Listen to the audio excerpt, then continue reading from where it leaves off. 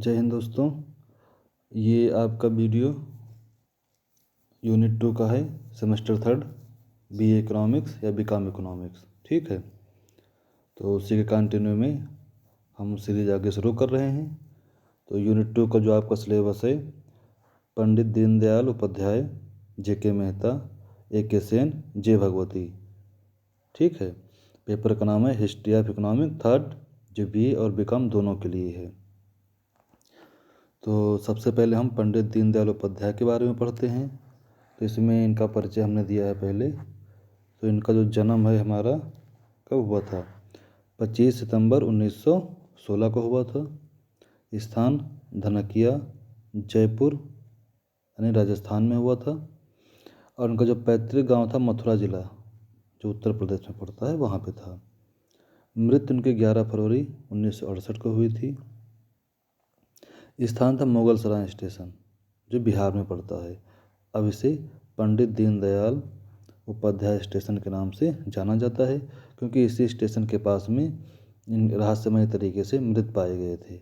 इसलिए इस स्टेशन का नाम इनकी याद में पंडित दीनदयाल उपाध्याय स्टेशन कर दिया गया है। इनके आर्थिक विचार हम देख लेते हैं। तो पहला जो इनका आर्थिक विचार है, एकात्म मानववाद। क्या है? एकात्म मानववाद। एकात्म मानववाद क्या है? इनका मानना था कि जो प्रत्येक मनुष्य होते हैं, उनमें जो आत्मा होती है वो एक समान होती है। आत्मा में कोई अंतर नहीं होता है। मानवों में ऊपरी विविधता पाई जाती है, लेकिन अंदर से सभी एक होते हैं। इसलिए हमें भेदभाव, छुआछूत, गरीब अमीर ये सब नहीं करना चाहिए। प्रत्येक मानव के विकास हेतु कार्य करते रहना चाहिए और सभी को समान अवसर, स्वतंत्रता, अभिव्यक्ति की आज़ादी मिलनी चाहिए। इसी से हम राष्ट्रीय एकता को बढ़ा सकते हैं और वसुधैव कुटुंबकम की विचारधारा को भी प्रसारित कर सकते हैं। दूसरा इनका विचार था स्व की पहचान। किसकी पहचान? स्व की पहचान। स्वयं को पहचानेंगे हम, तब हमारे अंदर स्वराज्य की भावना आएगी, क्योंकि प्रत्येक व्यक्ति में विशिष्ट चीज़ें होती हैं। यदि वो उनको पहचान लेगा तो राज्य या देश का विकास सशक्त रूप से हो सकता है। इनका तीसरा विचार था राष्ट्र और राज्य की भावना। राष्ट्र क्या है, राज्य क्या है, इसके बारे में दीनदयाल जी ने बहुत अच्छे से बताया है। तो राष्ट्र हमारा क्या होता है? राष्ट्र एक भूखंड के लिए आत्मिक लगाव होता है, जो अंदर से लगा होता है ना, कि हमारा देश है। राज्य एक आइडेंटिटी है जो उस पर शासन का कार्य करती है, शासन संचालित करती है, नियम कानून बनाती है। तो राष्ट्र के 4 तत्व उन्होंने बताए हैं। भूमि व जन होना चाहिए, यानी जमीन और व्यक्ति होने चाहिए, जिससे हमारा राज्य बनता है। पहला पॉइंट, अगर ज़मीन है और उस पर लोग रह रहे हैं तो हमारा राज्य बन जाता है। लेकिन आगे अगर सामूहिक जीवन की भावना है तो राष्ट्र के संबंध में है। एक व्यवस्था या नियम होता है और जीवन के आदर्श होते हैं। यानी जो राज्य होता है वहाँ आत्मिक लगाव की आवश्यकता नहीं होती है। राष्ट्र में एक आत्मिक लगाव होता है जो वहाँ की संस्कृति और कल्चर से संबंधित होता है। इनका अगला विचार था गाँवों का औद्योगिक विकास होना चाहिए। यानी अगर गांव का औद्योगिक विकास होगा तो लोगों को वहीं पे रोजगार मिलेंगे। ठीक है ना। आगे हम लोग देख लेते हैं। तो इसमें जो दूसरा नाम है प्रमुख, जेके मेहता। ये हमारे भारतीय अर्थशास्त्री हैं जो बहुत ही महत्वपूर्ण अर्थशास्त्र के संबंध में। थोड़ा इनका परिचय देख लेते हैं ब्रीफ में। तो इनका जन्म जो है 25 दिसंबर 1901 को हुआ था। कहाँ? बम्बई, महाराष्ट्र में। उच्च शिक्षा जो है इलाहाबाद विश्वविद्यालय में हुई। ये विश्वविद्यालय हमारा उत्तर प्रदेश में है, प्रयागराज। अध्यापन कार्य 1927 से 1963 के बीच अर्थशास्त्र विभाग में किया। कहाँ? इलाहाबाद में। मृत्यु इनकी जो थी अगस्त 1980 इलाहाबाद में हुई थी। योगदान क्या है? भारत में गणितीय अर्थशास्त्र के संस्थापक हैं। ध्यान दो, गणितीय अर्थशास्त्र के संस्थापक।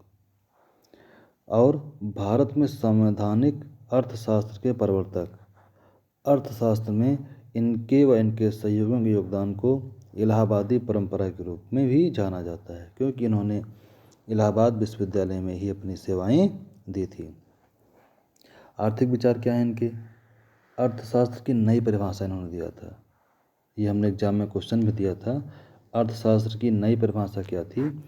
प्रोफेसर जेके मेहता के अनुसार अर्थशास्त्र एक विज्ञान है जो मानवीय व्यवहार का अध्ययन आवश्यकता विहीनता की स्थिति तक पहुंचने के रूप में करता है।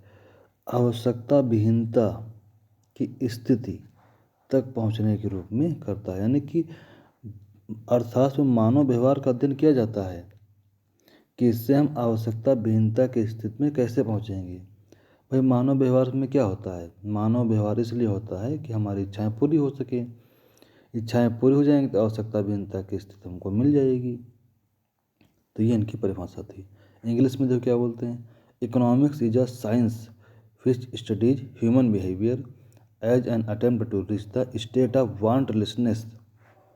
बिहेवियर का अध्ययन है जो हमें वांटलेसनेस की स्थिति तक पहुंचाता है।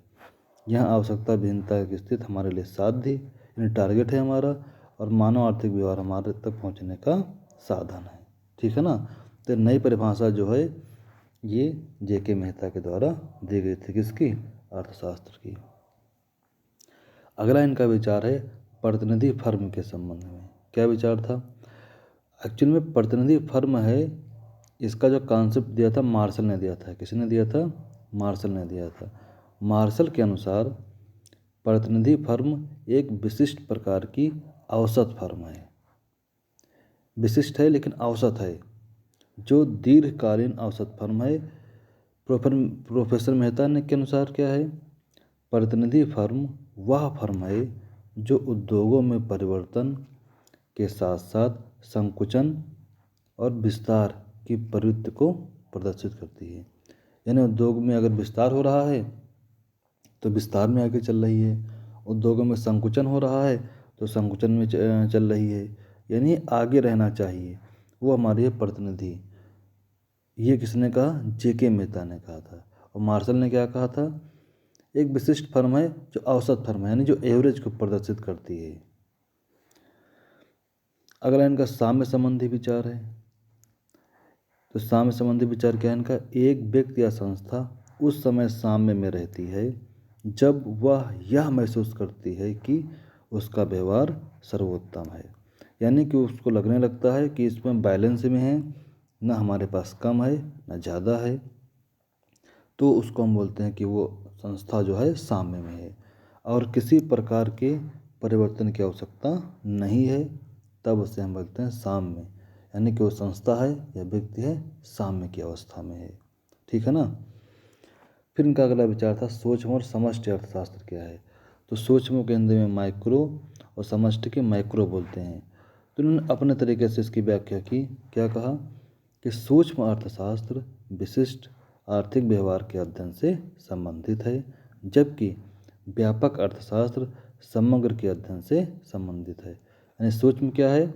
विशिष्ट आर्थिक व्यवहार से संबंधित है, यानी कि विशिष्ट कोई एक दो कोई छोटी एरिया है, जबकि व्यापक अर्थशास्त्र समग्र के अध्ययन से संबंधित है। क्लियर।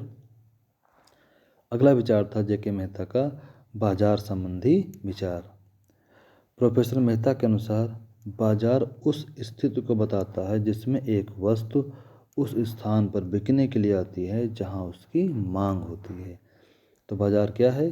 वो एक स्टेट स्थिति को बताता है जहाँ पे कोई वस्तु बिकने के लिए आती है और उसकी वहाँ पे मांग होती है। तो ये हमारे प्रोफेसर जेके मेहता के विचार थे। ठीक है ना। वीडियो अगर ना समझ में आए तो उसको रिवाइज कर लीजिएगा और क्लियरिटी बढ़ जाएगी। फिर हमारे आते हैं प्रोफेसर अमर्त्य सेन। ये भी बहुत हमारे प्रमुख अर्थशास्त्री हैं भारत के। इनका जन्म जो है 3 नवंबर 1933 को हुआ था। कहाँ हुआ था? शांति निकेतन, कोलकाता, पश्चिम बंगाल में हुआ था। इनका नामकरण रविंद्रनाथ टैगोर ने किया था। ये शांति निकेतन रविंद्रनाथ टैगोर का ही स्थापित किया हुआ है। वर्ष 1998 में इन्हें नोबेल पुरस्कार से सम्मानित किया गया था। 1999 में भारत रत्न से सम्मानित किया गया। अर्थशास्त्र में नोबेल पुरस्कार पाने वाले पहले एशियाई व्यक्ति हैं। सोच लो, नोबेल पुरस्कार उनको पहले एशियाई व्यक्ति हैं जो अर्थशास्त्र में मिला था। आर्थिक विचार क्या है? सबसे महत्वपूर्ण अकाल एवं गरीबी। तो एक पॉइंट याद रखो, प्रोफेसर सेन ने कहा कि जो अकाल हैं ये अनाज की कमी से नहीं आते हैं। अकाल का मतलब होता है कि वहाँ भुखमरी आ गई है, लोगों को आवश्यक खाद्य पदार्थ, खाने पीने के सामान नहीं मिल रहे हैं। तो अमर्त्य सेन ने कहा कि जब कहीं अकाल पड़ता है तो इसका मतलब ये नहीं कि अनाज की कमी है, जबकि अनाज की गलत वितरण प्रणाली के द्वारा होता है। यानी अनाज तो उपलब्ध होता है लेकिन हम लोगों को पहुंचा नहीं पाते हैं कि खाने पीने के सामान उनको मिल जाएं। तो यानी कि अकाल का मेन कारण गलत वितरण प्रणाली है, क्योंकि वो हम खाने पीने के जो सामान होते हैं उनको हम नहीं पहुंचा पाते हैं। गलत वितरण प्रणाली का परिणाम होते हैं कौन? अकाल। प्रोफेसर सेन का मानना है कि अकाल गलत वितरण प्रणाली का नतीजा है। इस संबंध में उन्होंने इसके लिए अध्ययन भी किया। बंगाल में एक अकाल पड़ा था 1943 में, तो इन्होंने अध्ययन करके बताया कि वहाँ पे अनाज उपलब्ध था। चूँकि अनाज के केंद्र शहर में थे इसलिए वहाँ पे अनाज की कमी नहीं हुई, जबकि ग्रामीण क्षेत्रों में अनाज की भारी कमी थी, उसका हम वितरण अच्छे से नहीं कर पाए थे। दूसरा उन्होंने फिर आगे बताया था जीवन की गुणवत्ता के संबंध में कि हमारा आर्थिक विकास का मूल उद्देश्य होना चाहिए जीवन की गुणवत्ता में सुधार, स्वास्थ्य में सुधार, ताकि मनुष्य जीवन का आनंद अच्छे से ले सके। इस संबंध में पाकिस्तानी अर्थशास्त्री एक थे महबूब उल हक। इनके नेतृत्व में professor Amartya Sen, professor singer हंस तीनों ने सामूहिक प्रयास से मानव विकास सूचकांक को विकसित किया था। ठीक है ना। फिर हमारा है काल श्रेणी मानदंड। काल श्रेणी मानदंड यानी टाइम सीरीज एक क्राइटेरिया इन्होंने बनाया था, जिसके अनुसार समय तत्व को इन्होंने शामिल किया था। किसमें?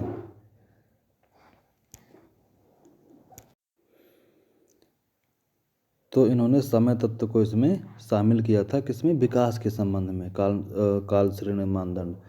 उनके अनुसार यदि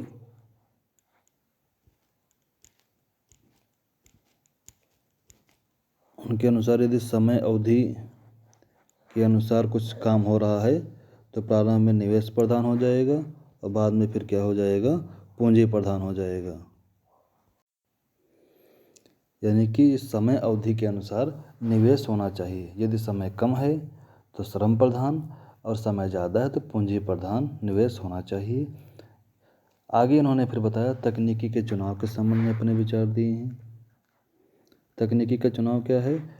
यदि वांछित अवधि पुनरुद्धार अवधि से अधिक है, वांछित अवधि यानी कि जो चाहिए कि इतने में हम काम कर सकते हैं, और पुनरुद्धार अवधि यानी कि एक फिक्स अवधि कि इसमें पुनरुद्धार हो जाएगा, अधिक है, तब जो है तकनीक पूंजी प्रधान होनी चाहिए। तब जो तकनीक हमारी है पूंजी प्रधान होना चाहिए, ये इन्होंने बताया था। किसने? A.K. सेन हमारे थे, अमर्त्य सेन, प्रोफेसर अमर्त्य सेन। आगे हम लोग देख लेते हैं। जगदीश भगवती हमारे आखिरी अर्थशास्त्री हैं। बहुत छोटा ब्रीफ इंट्रोडक्शन है। ये अभी कोलंबिया विश्वविद्यालय में अध्यापन कार्य कर रहे हैं। भारतीय मूल के हैं लेकिन एक अमेरिकी अर्थशास्त्री हैं। 26 जुलाई 1934 उनका जन्म हुआ था बॉम्बे में एक गुजराती परिवार में। वर्तमान में कोलंबिया विश्वविद्यालय में अर्थशास्त्र व कानून के प्रोफेसर हैं। आर्थिक विचार इनका बिल्कुल संक्षिप्त में देख लेते हैं, जो बहुत मायने नहीं है। मुक्त व्यापार के समर्थक हैं, फ्री ट्रेड, जो हमने एडम स्मिथ के संबंध में बताया था। अंतर्राष्ट्रीय व्यापार पर कई शोध इन्होंने प्रकाशित किए, इसीलिए कि मुक्त व्यापार किया जा सके। पुनः पुस्तक है इन डिफेंस ऑफ ग्लोबलाइजेशन। इस पुस्तक का नाम याद रखो, ठीक है ना। तो कोई प्रॉब्लम होगी तो आप लोग कमेंट सेक्शन में पूछ लीजिएगा, और वीडियो में कोई डाउट हो दोबारा वीडियो एक बार दो बार वीडियो देख लोगे तो रिवाइज हो जाएगा। ठीक है, थैंक यू।